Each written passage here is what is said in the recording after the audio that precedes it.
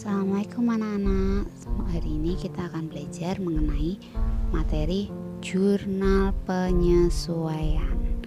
Nah, sebelum itu jangan lupa kalian membaca Askarul Yaumiyah ya. Sembari kalian buka lagi materi yang sudah saya berikan kemarin. Nah, yang pertama, apa itu jurnal penyesuaian?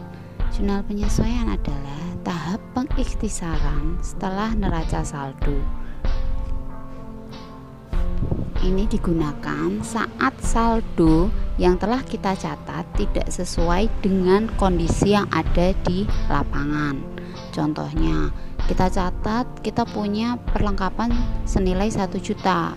Ternyata pada akhir bulan itu sudah tinggal mungkin 300.000. Berarti sebesar 700.000-nya itu sudah digunakan, ya kan?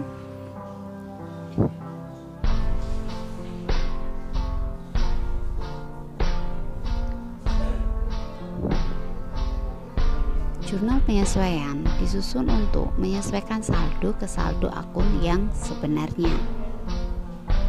Tujuan penyusunan jurnal penyesuaian adalah agar memisahkan akun real dan akun nominal.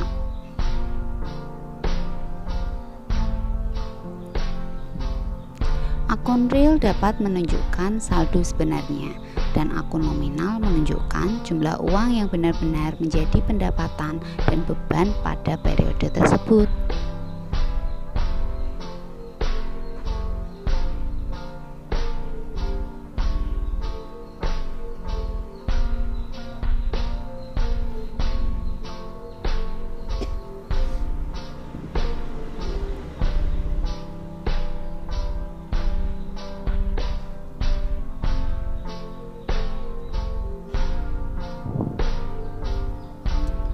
Apa saja sih jurnal penyesuaian yang harus kita buat?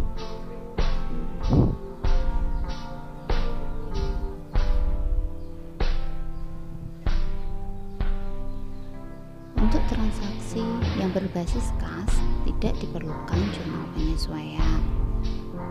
Hanya saja apabila kita menerima kas dalam bentuk transfer di bank, itu masih tetap harus kita sesuaikan.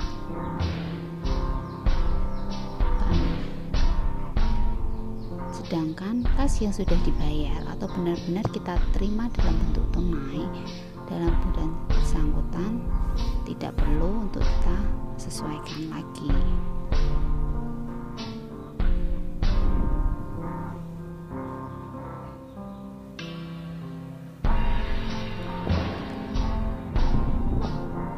Pada akuntansi berbasis akrual diperlukan jurnal penyesuaian di akhir periode.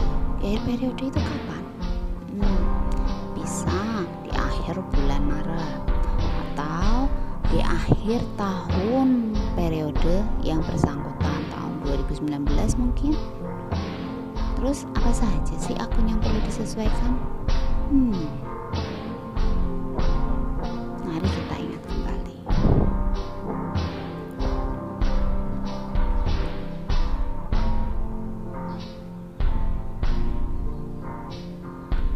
Yang pertama adalah beban dibayar di muka. Kemudian pendapatan diterima di muka, piutang pendapatan, beban yang masih harus dibayar, penyusutan aktiva tetap, dan pemakaian perlengkapan.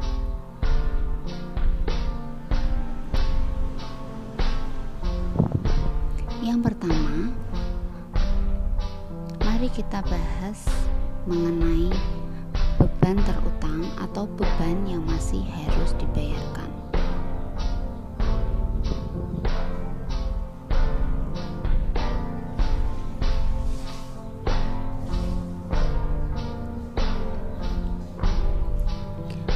Mengapa beban yang masih harus dibayar memerlukan jurnal penyesuaian? Coba jawab, kenapa sih?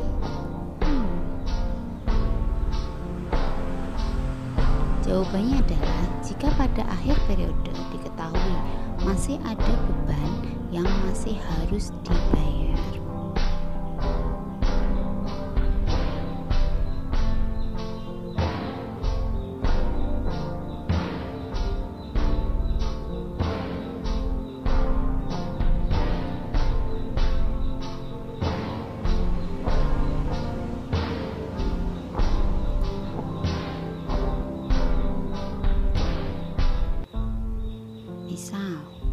gaji karyawan pada bulan Desember 2010 baru akan dibayarkan pada tanggal 2 Januari 2011 sebesar Rp6.500.000. Ini berarti tidak sesuai dengan waktu ya. Maka pada tanggal 31 Desember diperlukan ayat jurnal penyesuaian,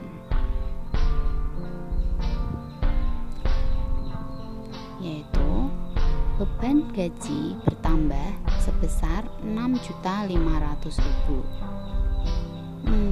Beban gaji bertambah masuk ke debit atau kredit. Kemudian utang gaji sebesar Rp6.500.000 juga ikut bertambah.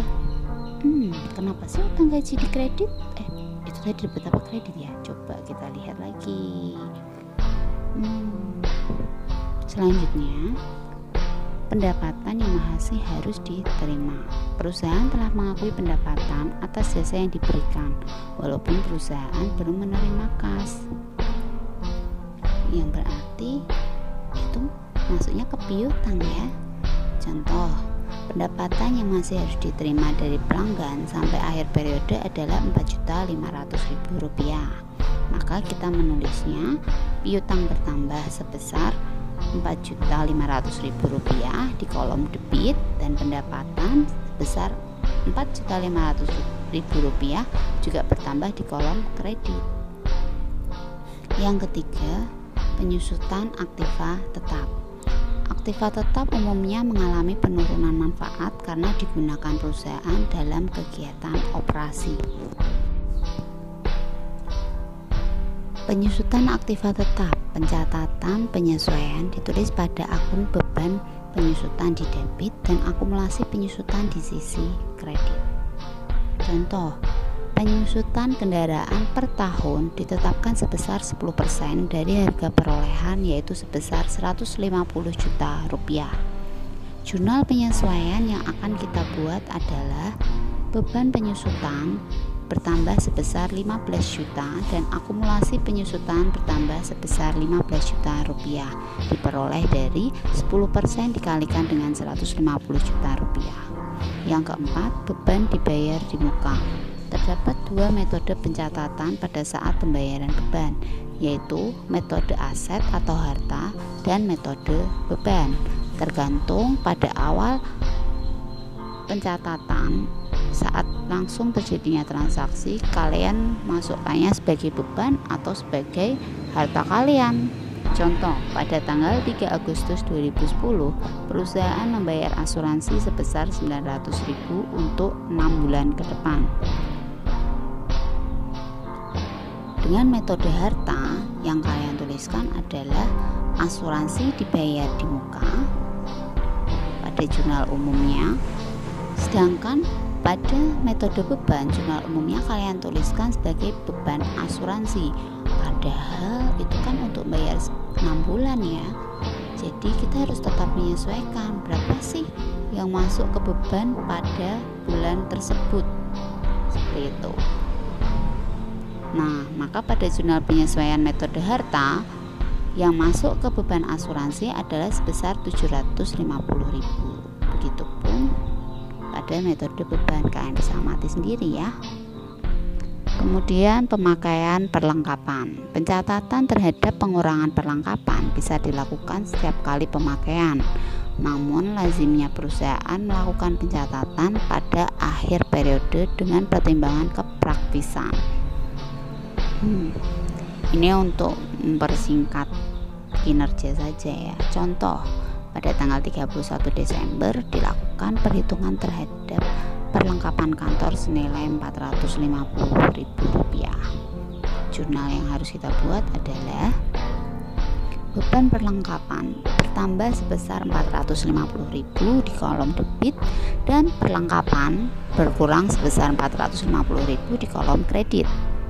Yang keenam, pendapatan diterima di muka.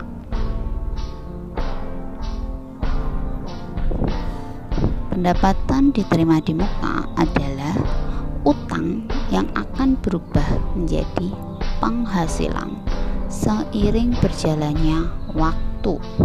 berarti kita udah nerima uang tapi kita belum melakukan kegiatan apapun. Pendapatan diterima di muka merupakan utang karena pada saat terjadinya transaksi perusahaan belum memberikan jasa tapi sudah menerima kas. Pada akhir periode, perusahaan menetapkan besarnya pendapatan diterima di muka yang telah berubah menjadi penghasilan. Misal, 1 September 2010, perusahaan menerima pembayaran untuk reparasi bus sebesar 3.500.000 dengan jangka waktu 5 bulan. Dari September, Oktober, November, Desember. Berarti baru jalan 4 bulan ya. Maka masih ada sisa 1 bulan tuh. Berapa sih yang sudah menjadi beban kita, yaitu 4 bulan.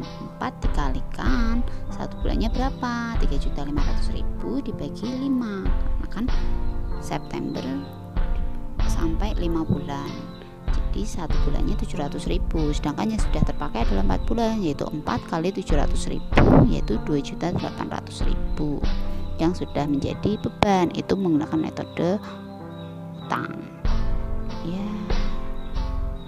Panjang ya videonya ya. Next, semoga saya bisa belajar lagi buat video, jadi kita bisa belajar lebih menarik lagi dibandingkan biasanya. Selamat belajar, jaga kesehatan dan tetap di rumah. Assalamualaikum warahmatullahi wabarakatuh.